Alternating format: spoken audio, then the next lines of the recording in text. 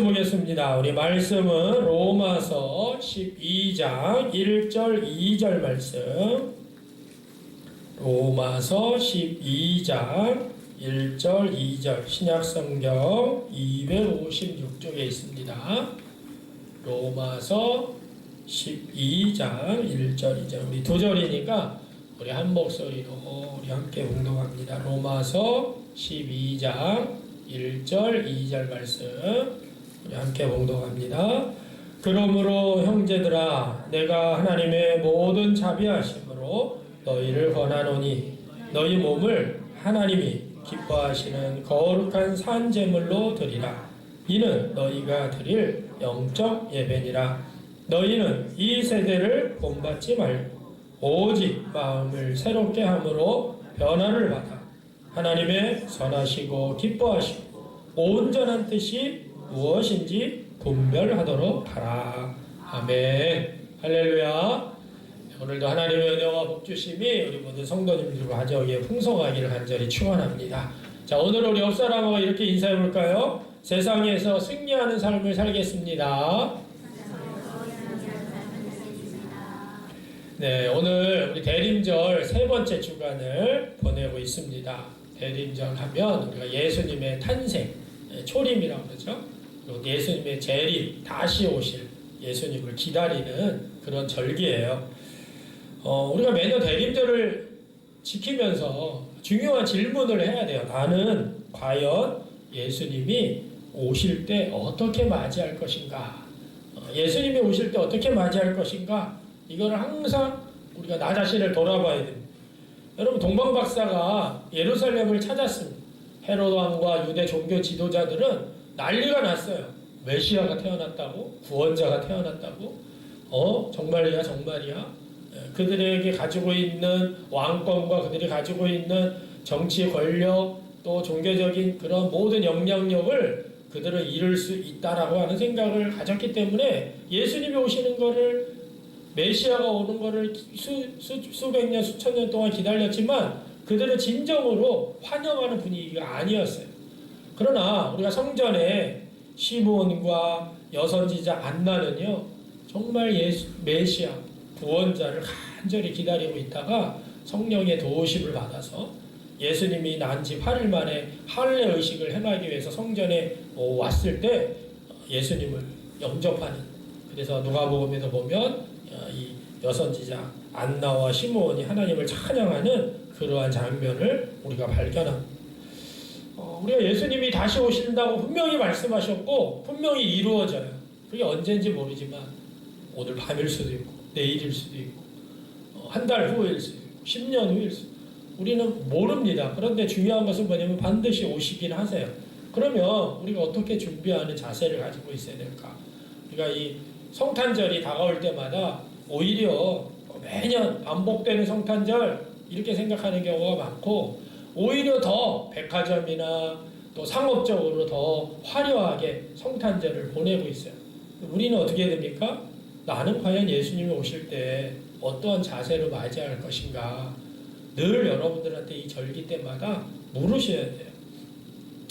우리 지난 몇 주 동안 우리는 지금 교회에 대해서 함께 은혜를 나누고 있습니다.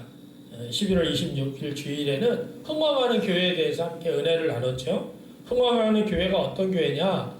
하나님의 나라가 선포되고 담대하게 말씀을 전하면서 능력이 나타나고 그래서 자복하는 회개의 역사가 일어나는 교회가 바로 흥왕하는 교회였다.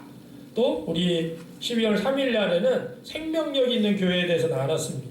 생명력 있는 교회는 하나님 나라 복음으로 지경을 넓혀가고 또 하나님 나라 복음으로 치유하고 또 하나님의 나라를 삶으로 보여주는 그런 교회가 바로 생명력 있는 교회였다. 우리 지난주에는 주님이 세우시는 교회라고 하는 제목으로 은혜를 나눴습니다. 주님이 세우시는 교회는 어떤 교회냐? 신앙 고백 위에 세워진 교회다. 그리고 사람 위에 세워졌고 예수님이 주인이신 교회다. 우리가 흔히들 교회라고 하면 우리가 쉽게 떠올리는 것이 이미지입니다. 건물이라고 하는 이미지죠. 문막제일교회 하면 떠올리는 이미지가 빨간 벽돌로 지은 2층 교회, 어떤 교회는 대리석으로 지은 교회, 어떤 교회는 뭐 무슨 재료를 사용해서 지은 교회, 이렇게 건물로서의 교회를 기억을 해요. 그러나 성경에서 말하는 교회는요, 건물로서의 교회만 이야기하는 것이 아니라 바로 우리 성도 한 사람 한 사람을 교회라고 말하고 있다. 우리가 계속해서 지금 함께 은혜를 나누고 있어요. 그래서 우리 감리교 창시자 웨슬리 목사님의 교회론을 보면 교회 안에 작은 교회라는, 우리가 교회가 건물로서 교회가 있다고 한다면 그 안에 여러분들과 제가 한 사람 한 사람이 교회가 돼야 돼요. 그러한 작은 교회, 소그룹이 되고, 그 소그룹이 작은 교회 모임이 되고, 대그룹, 이 전체 성도들의 모임이 대그룹으로서의 교회를 세워나간다는 거죠. 결국에 이게 뭐냐면 예수님을 머리로 한 모든 성도들 한 사람 한 사람이 지체가 돼서 각 부분이 연결되고, 그 연결된 것이 그리스도의 몸, 교회를 세워나가는 그러한 것이 바로 우리 교회라는 아주 중요한 의미를 성경에서는 이야기하고 있습니다. 자, 그렇기 때문에 우리는 각 사람이 각각의 교회로 이 세상을 살아내야 되는데, 우리가 세상에서 승리하는 교회가 되고 승리하는 성도가 되려면은 바로 우리 성도 한 사람 한 사람이요, 오늘의 삶을 살아가는 현장 속에서 교회로 여러분들이 살아갈 때 그 성도 한 사람 한 사람을 통해서 세상을 이기는, 승리하는 그런 교회가 세워진다는 것이에요. 이 부분에 대해서 우리가 로마서에 너무나 아주 중요하게 우리에게 나타내주고 있는 말씀이 있어서 오늘 본문 말씀을 선택을 했습니다. 이 로마서는 1장부터 16장까지 있는데, 우리가 바울의 서신서를 보면 아주 중요한 특징이 있어요. 전반부에는 교리적인 부분, 후반부에는 실천적인 부분이에요. 그래서 로마서도 1장부터 11장까지는 교리적인 부분을 좀 다뤘어요. 그래서 그 교리의 내용이 죄인인 인간이 어떻게 하나님과 관계를 맺을 수 있느냐, 그의 해답이 뭐냐? 예수 그리스도다. 하나님이 보내주신 예수 그리스도를 믿음으로 가능하다. 이것이 이제 1장부터 11장에서 나오고 있는 아주 핵심적인 그런 내용이에요. 그래서 예수 그리스도를 통해서 하나님과의 관계가 형성된 사람은 어떻게 세상 속에 살아낼 거냐? 그게 12장부터 나오는 실천적인 그런 부분이 바로 그 내용입니다. 그래서 죄사함을 받고 의롭다함을 받은 우리 성도가 세상 속에서 어떻게 살아낼 거냐, 어떻게 사느냐, 그거에 대한 답변이 12장부터 시작이 되는데, 오늘 여러분들과 오늘 본문을 12장의 1절, 2절 말씀을 통해서 우리가 대림절을 보내고 있지만, 이 대림절 기간 동안에 다시 오실 예수님을 기다리며 준비하면서 이 세상을 어떻게 우리가 살아내야 되느냐, 우리 세상 속에서 승리하는 교회로서, 승리하는 성도로서 우리가 살아내야 될 것을 우리가 함께 말씀을 통해 은혜를 나누길 원합니다. 자, 먼저 첫 번째는 우리가 세상에서 승리하는 교회, 성도가 되려면 어떻게 되느냐? 첫 번째는요, 오늘 1절 말씀에 보니까 우리의 몸을 주께 드려야 합니다. 자, 우리 한번 해볼까요? 시작. 네, 다시 한번 해볼까요? 시작. 자, 예수님을 믿고 구원받았을 때 우리 몸에 나타나는 가장 큰 변화가 뭐냐면, 우리 자체가요, 우리 몸이 하나님의 성전이 된다는 것이에요. 할렐루야. 이게 무슨 말인지 잘 모르겠다. 그럼 아직 이게 예수님을 영접하는 순간 우리 안에 성령님이 거하셔요. 그래서 우리를 성령의 전이라고 이야기하고 있어요. 예수님을 믿는 믿음을 통하여서 우리 자신이 뭐냐면 거룩한 성령이 거하시는 성전이 되기 때문에, 여러분들이 말은 뭐냐? 성전, 교회. 여러분 한 사람 한 사람이 교회라는 것이에요. 무슨 말이에요? 성령 하나님이 나를 다스리고 나를 통치하시는 몸이 된다는 것입니다. 그래서 우리가 고린도전서 6장 19절 한번 읽어볼까요? 시작. 너희 몸은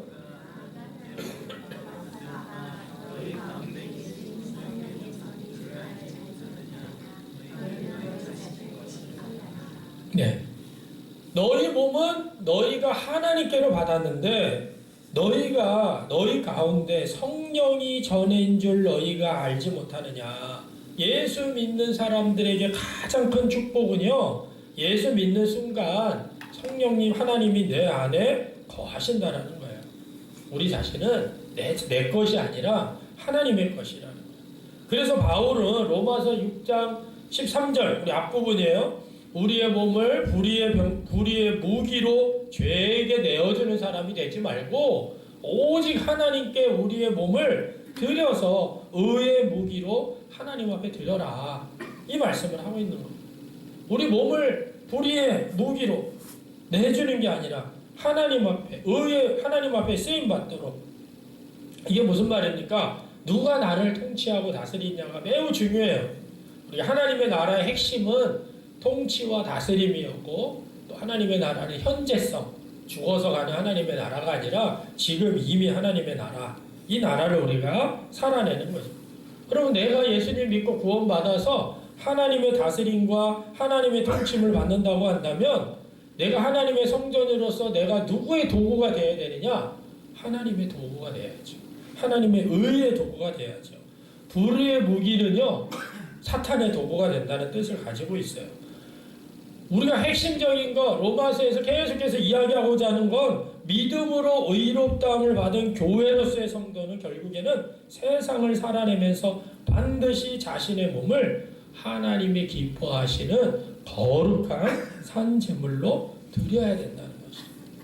자, 그래서 오늘 이 1절에 아주 중요한 단어가 몇 개가 등장을 해요. 드리라.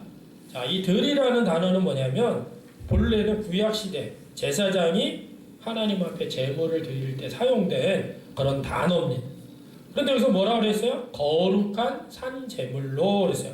거룩한이라는 말은 우리가 단순하고 뭐 깨끗하다 이런 뜻보다는 뭐냐면 어떤 목적을 위해서 구별되었다라는 뜻을 가지고 있어요. 구별된. 거룩함이라는 것은 구별된. 그러니까 여러분들이 뭐예요? 세상에서 구별된. 성도라는 건 거룩할 성을 쓰잖아요. 이게 뭐냐면 세상에서 구별됐다는 거예요. 여러분들은, 우리 성도는 세상과 구별된 삶을 살아야 돼요. 어떤 목적을 위해서 구별됐어요. 그리고 산제물이라고 얘기했습니다. 살아있는 제물이죠. 구약시대는 짐승을, 동물을 잡아다가 희생제물로 드렸는데 이제는 내 자신을 하나님의 살아있는 거룩한 제물이 되어야 된다. 이런 뜻을 가지고 있어요. 그래서 내 몸 자체가 살아있는 희생제물이 되어야 된다. 이것이 바로 뭡니까? 우리의 영적 예배니라. 영적 예배라고 해서 우리가 마치 홀리한 그런 의미가 아니라 마땅한, 합당한 그런 뜻을 가지고 있어요. 마땅한 예배다. 합당한 예배다. 이것이 바로 하나님 앞에 우리가 드려야 된다. 그래서 우리가 이것을 정리해보면 뭡니까? 우리 자신이 우리를 위해서 사용하는 것이 아니라 살아있는 합당한 제물로서 하나님의 뜻의 목적에 따라 드려져야 된다. 이럴 때 우리가 세상에서 우리 성도들이 승리할 수 있다는 거예요. 세상에서 승리한다는 게 그냥 대포를 쏘고 미사일을 쏘고 막 그냥 무력화 시켜가지고 승리한다는 게 아니라 내 자신을 하나님이 쓰실 수 있도록 내 자신을 들여서 하나님의 뜻에 따라서 목적에 따라서 내 자신이 사용될 때에 우리는 승리하는 성도가 되고 그 사람이 바로 승리하는 교회가 된다는 것이죠. 세상에서 승리하는 성도. 자, 그렇다면 우리는 성령의 전인, 우리는 교회의 몸을 하나님 앞에 사용하고 있는지 여러분들이 여러분 자신을 한번 들여다보십시오. 내 입술을 통해서 내가 혹시 힘들고 어려운 이들을 위로하고 격려하고 있는가? 내 손이 하나님의 손이 돼서 힘이 없고 연약한 무력해진 사람들의 손을 잡아주는 다정한 손으로 쓰임을 받고 있는가? 내 발은 어떻습니까? 하나님이 가라는 곳을 향해서 가고 있는지, 복음을 전하는 아름다운 발이 되고 있는지, 내 눈은 아버지의 심정으로, 아버지의 심장으로 찾는 이들을 향하여 있는지, 내 귀는 이 세상 속에서 신음하는 만물들과 약한 자들에게 가 있는지, 우리가 하나님의 영광을 위해서, 거룩한 복음을 위해서 여러분들의 몸이 하나님 앞에 드려져야 된다는 거죠. 그럴 때 우리는 교회로서 세상에서 승리하는 성도가 될 수 있다는 거죠. 오늘 여러분들과 제가 그러한 삶을 살아내길 간절히 바랍니다. 우리의 몸을 주께 드려야 돼요. 자, 두 번째, 우리가 세상에서 승리하는 교회, 성도가 되려면 어떻게 해야 됩니까? 오직 마음을 새롭게 해서 변화를 받아야 돼요. 우리 한번 해볼까요? 시작. 오직. 네, 오늘 2절 전반부에니까 너희는 이 세대를 본받지 말고 오직 마음을 새롭게 함으로 변화를 받아. 자, 1절에서는 우리의 몸을 드리라고 그랬어요. 우리의 몸. 그런데 그 몸을 지배하는 것이 뭐냐면 사실은 마음이에요. 1절에서는 몸을 먼저 드리고 2절에서는 뭐예요? 마음을 드리라는 거예요. 우리 몸이 하나님이 기뻐하시는 도구로 사용되려면 우리의 마음의 변화가 있어야 된다는 것이에요. 그런데 오늘 2절 전반절에 보니까 변화를 받는 방법에 대해서 두 가지로 이야기하고 있어요. 첫 번째는 하지 말아야 될 것과 그 다음에 해야 될 것. 우리가 변화를 받으려면 해야 될 것이 있고 하지 말아야 될 것이 있어요. 하지 말아야 될 것이 뭐냐면 너희는 이 세대를 본받지 말고 이 세대를 본받지 말아라. 이 말씀은 뭡니까? 세속적인 외모를 취하지 말라는 의미도 가지고 있어요. 하나님 나라의 가치관으로 살아야 되는데 세상의 방식, 세상의 가치관을 본받을 때에 우리는요 그리스도 안에 있는 우리의 생명을 세상 가운데에서 나타내지 못하게 된다는 거예요. 세상 방식으로 살아서는 안 된다. 그 세대 가운데 세상 방식을 따라가서는 안 된다.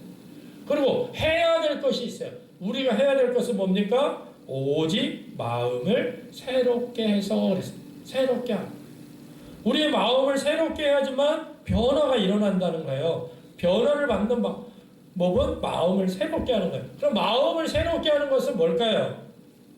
오늘 보니까 매일매일 우리들의 삶 속에서요 점진적으로 새롭게 함을 뜻합니다. 변화라고 하는 것은 어느 순간에 갑자기 뿅 하고 이루어지는 것이 아니에요. 조금씩 나의 마음을 새롭게 하는 변화가 오게 되어 있다는 거죠. 예, 우리가 수련회 가면 수련회에서 우리 아이들도 그냥 은혜 받아요. 2박 3일 동안 눈물 콧물 흘리고 나 은혜 받았어요. 그런데 그 은혜가 일주일이 지나고 2주일이 지나고 3주일이 지나면 다 까먹어요. 옛날로 돌아가. 기도원 가서 은혜 받고 하고 부흥회 때 은혜 받았다고 하고 근데 우리는 자꾸 뭐냐면 야 너 은혜 받았다며 너 기도원에 가서 부흥회 때 은혜 받았잖아. 근데 왜 또 이렇게 됐어? 근데 우리가 자꾸 그것을 나 자신도 그렇고 사람들 보는 사람들도 그렇고 그것을 마치 순식간에 은혜 받았으니까 뿅 하고 완전히 180도 바뀌는 영적으로 그냥 엄청난 성장을 이루는 그것이 아니에요. 왜냐? 우리는요 조금씩 변화되는 거예요. 성장하는 거예요. 부흥회나 수련회는요 우리가 평상시에는 0.1단계씩 성장하다가 부흥회나 수련회는 우리에게 어떤 기회를 주냐면 0.1을 0.5나 1단계 성장할 수 있도록 돕는 역할을 하는 거예요. 그렇다고 우리가 갑자기 순간적으로 뿅 하고 변하지 않는다. 근데 우리가 그걸 모르니까 나 가가지고 회개하고 은혜 받고 눈물 콧물 흘리고 했는데 나 왜 이 모양이지? 나 왜 이렇게 됐지? 다시 자기 스스로를 보면서 한심해하고 고통스러워하고 나는 변하지 못하나? 하고 자기 스스로를 그렇게 생각할 때가 있다는 거죠. 아닙니다. 성경은요 조금씩 점진적으로 변화된다는 것을 우리에게 말씀하고 있어요. 그래서 나 자신에 대해서 빨리 변화되지 않고 갑자기 변화되지 않는 것에 대해서 한심해하거나 또 이것 때문에 괴로워하실 필요가 없다는 거예요. 하나님께서는 하나님의 은혜와 자비하심을 우리가 계속 구하면서 천천히 점진적으로 변화되는 거예요. 오래전에 어떤 한 선교사님이 저기 사막지대에서 선교하는 선교사님이 계셨어요. 거기는 풀 한 폭이 잘 자란 나무 한 그루도 없는 그런 불모지에서 살았습니다. 선교를 하시면서. 그런데 어느 날 이 선교사님 사모님께서 부엌에 바로 뒤에 아름다운 한떨기의 꽃이 활짝 핀 것을 보고 깜짝 놀라면서 정말 기적이 일어났다라고 생각을 했어요. 근데 그 기적이 어떻게 일어났냐면요. 그 사모님이 설거지 할 때마다 설거지한 물을 뒤뜰에 같은 장소에 매일매일 버리셨던 거예요. 매일매일 같은 장소에 늘 버리다 보니까 어느 순간에 그 토양이 바뀌면서 그곳에 한 씨앗이 바람에 날려와서 떨어져 가지고 거기에 이른 모를 아름다운 꽃을 피워낸 거죠. 그러니까 우리가 예수님을 영접하면은 마치 우리가 한순간에 뿅하고 바뀌는, 변화되는 그것이 아니다라는 거예요. 우리가 예수님을 받아들이는, 예수님을 믿는 그 순간을 우리는 거듭남이라고 해요. 거듭남. 다시 태어나는 거예요. 다시 태어난 거예요. 새롭게 태어난 거예요. 그럼 영적인 악입니다. 육체적으로는 뭐 40, 50, 뭐 나이가 늦게라도 예수님을 영접할 수가 있으니까 육체적 나이와 상관없이 예수님을 영접하는 그 순간은 거듭남, 다시 태어나는 거예요. 그러니까 우리가 나 예수님을 믿었으니까 나는 이제 천국 백성이야. 아니에요. 우리가 한국교회에서 자꾸 이게 구원론을 잘못 가르쳤는데 구원이 시작이 된 거예요. 새롭게 태어나서. 그래서 영적 아기는요, 자라나야 돼요. 영적 아기는요, 아기이기 때문에 오줌도 싸고 똥도 싸고 배고프면 울고, 영적 아기는 계속해서 성장해야 되는 거예요. 젖을 먹고 이유식을 먹고 밥을 먹고 순차적으로 자라는 거예요. 근데 아기가, 영적인 아기가 나 빨리 자라고 싶어 이러면서 그냥 젖을 먹어야 되는데 젖도 안 먹고 이유식을 먹어야 되는데 이유식도 안 먹고 나 밥 먹고 고기 먹고 그러면은 빨리 자라겠다 그러고 그걸 먹으면 절대 자랄 수가 없어요. 매일매일 천천히 젖을 먹고 젖을 먹는 기간이 지나면 이유식을 먹고 이유식을 먹는 기간이 지나면 밥을 먹고 이러면서 어떻게 해요? 성장하고 자라는 거예요. 영적 성장도 마찬가지예요. 한순간에 우리의 삶이 변화되는 것이 아니에요. 여러분, 내 생각과 이성은 이렇게 해야지, 이거 하지 말아야지, 이게 영적인 건데 이런 거 영적인 거 아닌 건데, 그런데 영적인 악이기 때문에 넘어지는 거예요. 그걸 알아도 쓰러집니다. 그래서 우리가 어떻게 하냐면 영적인 양식을 끊임없이 공급받아야 되는 거예요. 예수님 믿고 구원받았다고 해서 한순간에 변화되고 구원의 완성이 이루어진 것이 절대 아닙니다. 우리의 신분 자체는 바뀌었어요. 새로운 피조물. 보라, 이전 것은 지나갔으니 새로운 피조물이 됐다. 우리는 새롭게 거듭나, 새롭게 태어나는 신분의 변화는 있지만 영적 성장은 계속해서 이루어져야 된다는 거예요. 그 공급이 뭐냐면 말씀과 기도라는 거예요. 그래서 왜 교회에서 왜 자꾸 말씀을 읽어야 됩니다. 성경을 읽어야 됩니다.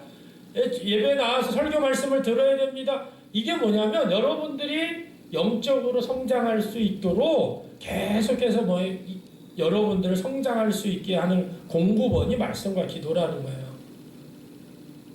그리고 그 말씀과 기도를 통해서 잘할 수 있게 해주는 것이 바로 교회입니다.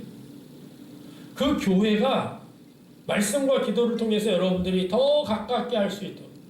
그래서 여러분들이 그냥 교회를 다니는 거하고 교회를 통해서 영적으로 성장하는 거는 차원이 달라요. 말씀과 기도를 통해서 내가 영적 성장이 이루어지고 있다. 그런데 그 영적 성장을 이루어질 수 있도록 돕는 것이 뭐냐면 공동체입니다. 우리가 왜 속회 모임이나 이런 걸 왜 하느냐? 그것을 통해서 내가 영적으로 말씀과 기도를 공급받고 있는지, 잘 자라고 있는지 서로 점검해 줄 수 있는 것이 공동체라는 거예요. 그래서 잘 자라지 못하고 넘어져 있고 쓰러져 있으면 옆에서 일으켜주고 손잡아주고 잘 자랄 수 있도록 도움을 주는 것이 바로 공동체라는 거예요. 그래서 나는 예수님 믿는데 교회는 안 나가. 이거는요, 결코 성장할 수가 없어요. 우리가 교회 안에서도, 공동체 안에서도 일방적으로 내가 지금 너보다 나이가 영적으로 청년이 되고 부모가 됐으니까 내 마음대로 나 따라와. 이게 아닙니다. 영적인 청년도 때로는 영적으로 공급받아야 되고 무너질 수도 있고 쓰러질 수도 있고, 영적인 부모도 낙심할 때도 있고 쓰러질 때가 있는 거예요. 그래서 이 공동체는요, 서로 세워주고 서로 끌어주고 서로 돌봐주는 것이 건강한 영적 공동체의 특징이라는 거예요. 우리가 자꾸 진실한 공동체를 왜 이야기하느냐? 이게 바로 진실한 공동체이기 때문에 그래요. 자, 그렇다고 한다면 지난 2023년 이제 얼마 안 남았는데 여러분들의 영적 성장은 어느 정도까지 자랐습니까? 여러분 나이 먹어가는 거는 싫어하시지만 영적으로 성장하는 거는 성장하셔야 돼요. 여러분들이 영적인 나이가 1살 정도 자란 것 같습니까? 아니면 3살에서 5살 정도? 아니면 아직까지 갓난아기처럼 1살로 돌아간, 예수님 영접할 때처럼 1살로 돌아간, 아니면 그때보다 감격도 없는 그러한 삶을 살고 있는지 나 자신을 돌아봐야 돼요. 왜? 정말 신앙의 성장은요 꾸준히 해야 되기 때문에 그래요. 여러분 매일 말씀과 우리 교회 밴드에도 말씀을 제가 매일 올리는데 아멘 아멘 아멘 말씀 읽기 기도하기 이거를 매일 하는 사람은요 5년 후 10년 후가 엄청난 변화가 다가올 수밖에 없어요. 나는 변화된 것 같이 안 보이는데 어느 순간에요 당신의 생각과 말하는 것과 행동을 보니까 엄청난 성장이 있구나. 엄청난 변화가 있구나. 이렇게 이야기할 수밖에 없어요. 왜? 조금씩 매일매일 자라다 보면 성장하기 때문에 그래요. 여러분들이 이 대림절 기간 동안에 나의 영적 성장은 어떤가를 한번 점검해 보셔야 해요. 그래서 내가 정말 아직도 영적인 갓난아기처럼 울기만 하고 똥 치워달라고 그러고 옷 갈아입혀달라고 그러고 나는 아무것도 안 하고 누가 도와달라고 그러고 이래서는 안 된다는 거예요.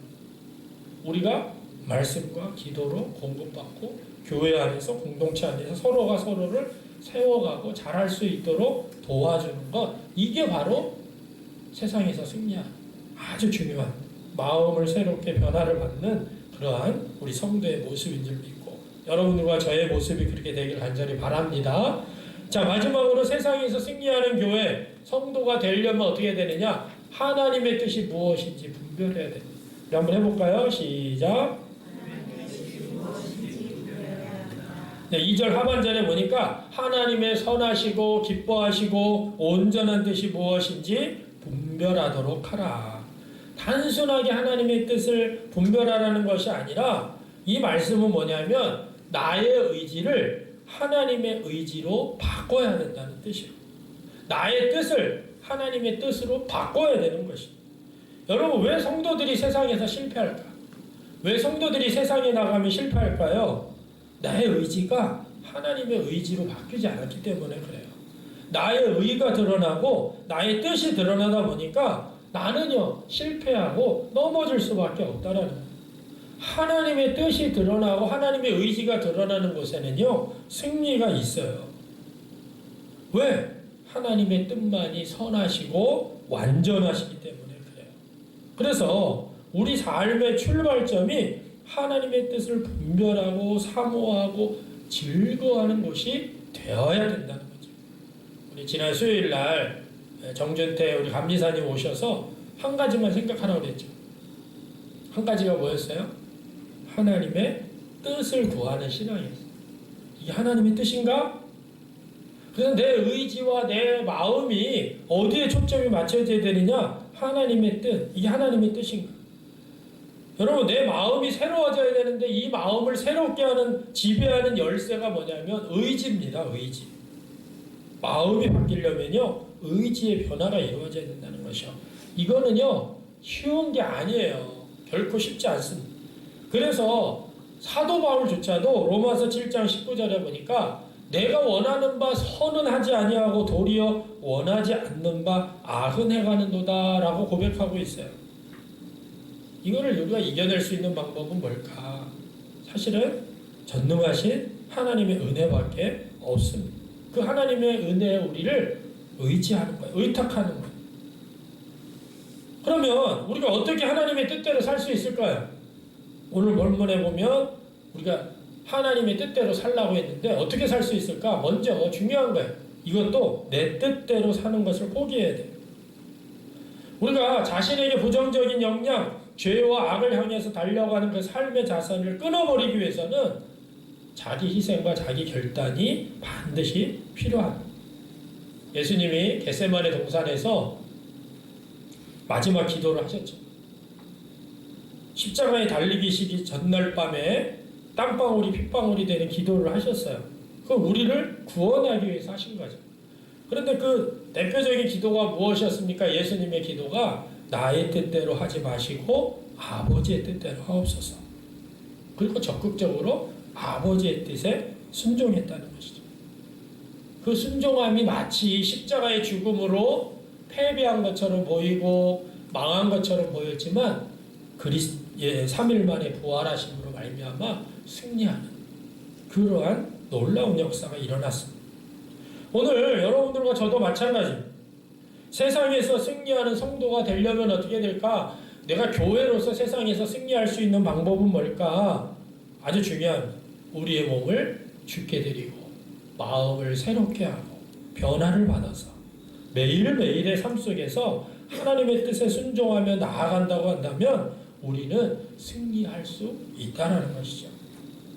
여러분들이 이 대림절을 보내면서 내가 이 땅 가운데 거룩한 성전으로 교회로 나를 삼아주셨는데 나는 하나님의 뜻을 따라 이 세상 속에서 승리하는 삶을 살아가고 있는가? 세상에서 승리하는 성도로 믿음으로 온전히 하나님을 바라보며 그분의 뜻 안에서 살아가고 있는가? 나 자신을 돌아보면서 여러분들이 이 대림절 기간 다시 한번 주님의 뜻 가운데 여러분들의 마음을 새롭게 하시고 매일매일의 삶 속에서 하나님 앞에 순종하며 나아가며 승리하는 우리 모두가 되시기를 주님의 이름으로 간절히 축원합니다. 우리 함께 기도할 텐데 오늘 말씀을 의지해서 함께 기도했으면 좋겠어요. 나는 지난 한 해 동안 어떤 영적 성장을 이루었는지 여러분들 한번 돌아보십시오. 그리고 나는 마음을 새롭게 해서 변화를 받고 있는지, 내가 하나님의 뜻을 분별하고 있는지, 이 시간 하나님 앞에 좀 결단의 기도를 드리시기를 간절히 바랍니다. 함께 기도하며 나아가기 원합니다. 기도합니다. 그렇습니다. 주님, 오늘도 우리가 하나님의 뜻 가운데 머물기를 원합니다. 하나님의 말씀 가운데 머물기를 원합니다. 우리의 모습이, 우리의 자신이 너무 하나님과 상관없이 이 땅에서 살아가는 것이 아니라 이 세상 속에서 우리가 승리하며 이 세상 속에서 하나님의 영광을 드러내기 위해서 우리가 이 일들을 감당하게 하여 주시고 온전히 하나님의 나라를 위해서 이루어가기 위해서 정말 새롭게 변화되는 아버지 하나님의 뜻을 이루어 그래서 이 세상 속에 이 세대를 본받자 정말 주님의 뜻을 이루어 우리 모두가 되게 하여 주시옵소서. 그래서 하나님의 뜻과 모든 것을 이루게 하시고 하나님의 영광을 그래서 우리가 지난 2023년 정말 영적으로 성장하지 못했고 다시 한번 우리가 결단하고 2024년도에 더욱더 우리 하나님 안에서 성장하고 성숙해나가 귀한 은혜가 있게 하여 주시옵소서. 모든 것을 아버지 주시옵소서. 예수님의 이름으로 기도합니다. 아멘.